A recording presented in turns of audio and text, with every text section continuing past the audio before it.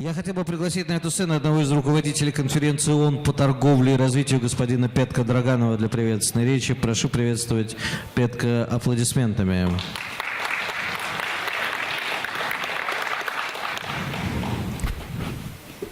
Господин Драганов, видимо, будет с презентацией, либо просто боится оставлять компьютер на месте. Спасибо. Пожалуйста. Доброе утро. С вашим позволением сделаю презентацию на английском языке, так как она была подготовлена. Ladies and gentlemen, it is a great pleasure to join you, and let me from the start congratulate the government of Kazakhstan on the initiative to hold this forum to promote an action-oriented agenda on technology and innovation for development. Let me also thank them for having invited me to share some ideas about the crucial role that technology and innovation play in trying to achieve what is UNCTAD's organizational motto, prosperity for all. Kazakhstan has already made tremendous progress in developing technology and innovation capacities, particularly its ICT sector. According to UNCTAD's latest information economy report, Kazakhstan is among the top 20 economies in terms of the growth rates of internet and cellular phone users per 100 inhabitants. And in the last 5 years, the country has seen a quadrupling of the rate of mobile phone subscribers and an almost tenfold rise in the proportion of internet users.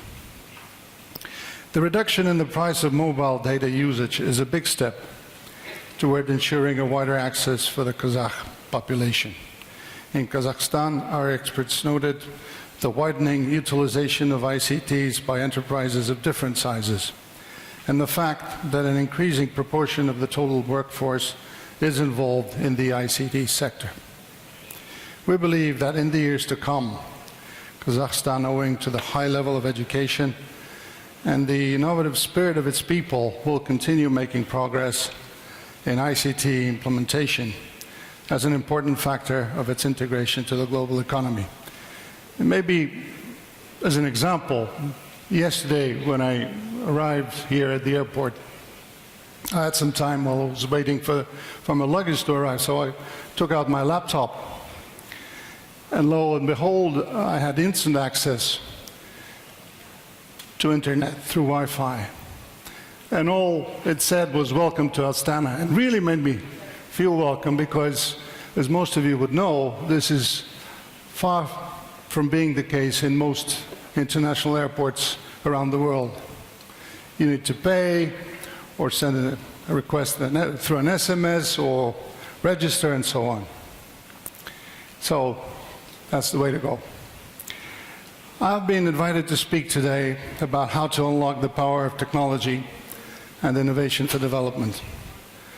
And this is a most timely topic to discuss at a time when many countries are still suffering the consequences of the financial and economic crisis that started 4 years ago. It is important to remember that the innovative application of knowledge to economic activity has always been a powerful driver of long-term sustainable growth in income, employment, and social well-being.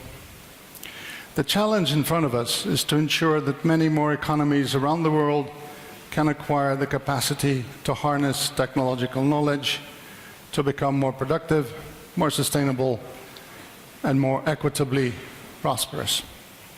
For most countries, embarking on such a process involves investing and building technological and innovation capabilities.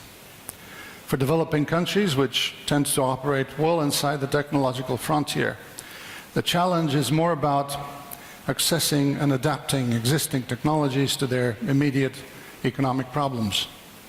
History suggests that the opportunities from being technologically backward can be very large, providing that a culture of technological learning can be developed and that technology policies can be successfully integrated with macroeconomic, sectorial, trade, and education policies.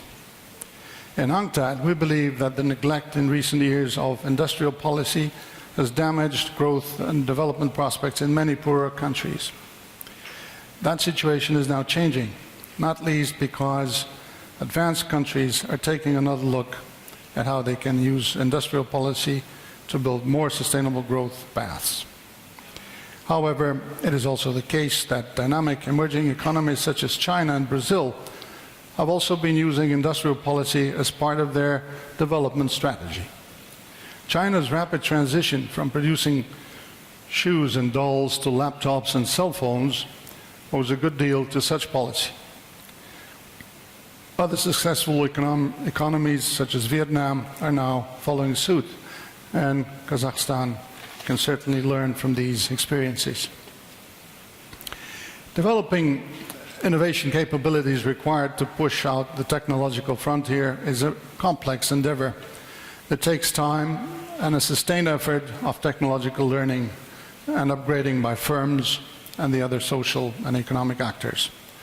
In UNCTAD, we have talked about the establishment of national innovation systems to build strong linkages and synergies across all the different actors so as to move in this direction. Without innovation capabilities, productivity stalls, and structural change, the essence of the economic development process cannot proceed. Particularly in middle-income countries such as Kazakhstan, innovation capabilities will be fundamental to raising living standards through the creation of sustainable livelihoods in more dynamic sectors. To give it just one example, Brazil's position as one of the leading producers of biofuel is the outcome of dedicated financial support, research, and training over several decades. Similarly, China's successful entry into the wind turbine market has involved extensive industrial policy measures. It should be recognized, of course, that at some level the difference between adaptation and innovation is indistinct. What to me seems critical in both cases is the establishment of institutions and norms that foster a learning culture. We must also keep in mind that wide gaps persist in the ability of developing countries to harness science, technology, and innovation for development. Some of the most critical gaps relate to development of skills and capabilities to use existing technologies, access newer technologies, and adapt them to local contexts. Mobilizing investment, both foreign and domestic, also remains a challenge in many parts of the world. While policymakers are increasingly aware of the challenges involved in building technological capacity, it is also important to remember that for entrepreneurs, these factors shape the competitive challenges they routinely face in the global markets. There are a lot of successes to draw upon. There are many cases where local firms have thought completely out of the box to create products that have served the world at large. In this respect, public-private partnerships have often been important. For instance, Indian and Chinese firms have created breakthroughs in the area of healthcare by creating fixed-dose combinations of antiretroviral medicines that combine all of the drugs to AIDS patients in one single dose. And by providing new medical services and devices, thereby helping efficient drug delivery the world over. In the ICT sector, the development of mobile money in a number of developing countries such as Kenya or Bangladesh is another such example.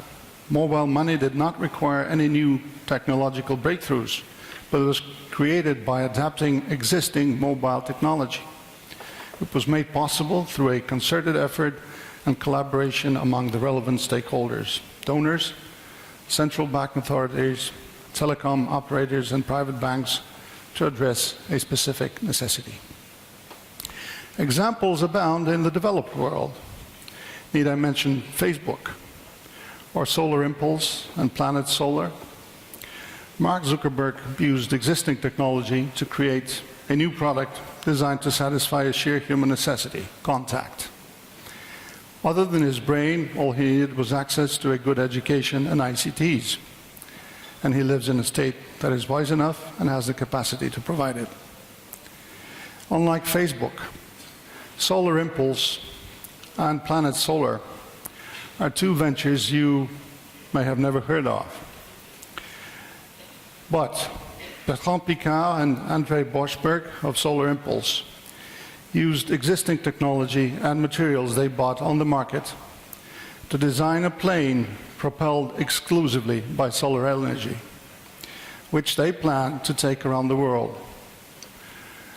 Sounds like science fiction? Think twice. André took it for a 25-hour, non-stop, day and night trial flight 2 years ago, and then from Lausanne to Geneva, and then to Brussels.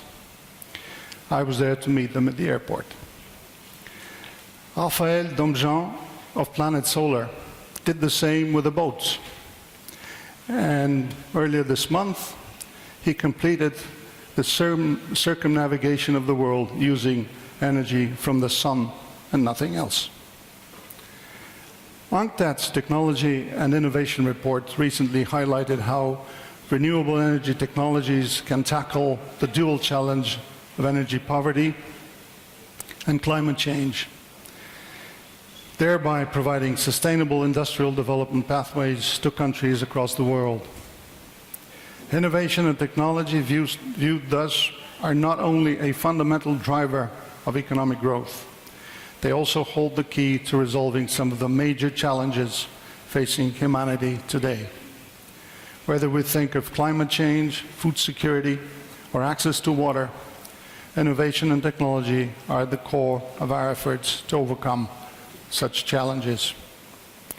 Innovation and technology play a pivotal role in achieving the Millennium Development Goals, as they can facilitate access to health or education services and contribute to finding locally adapted solutions to problems linked to the access of energy, agricultural development, or access to information. But for each success story of innovation, there are numerous unsung heroes innovating and promoting small changes that improve the lives of rural people and communities in the developing world on a daily basis.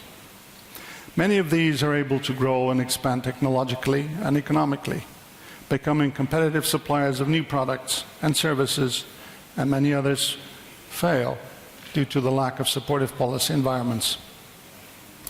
Seizing existing opportunities requires that policymakers act in partnership with the private sector and civil society.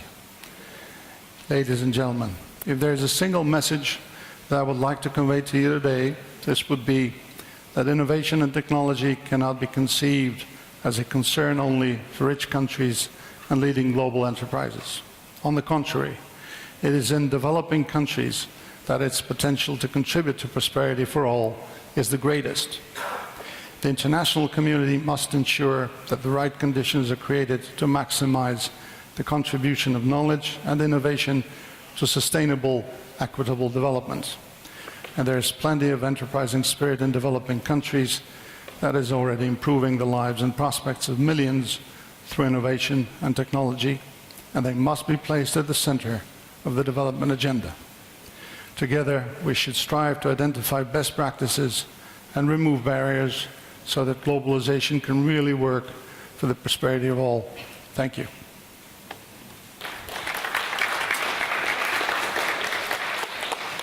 Спасибо большое, господин.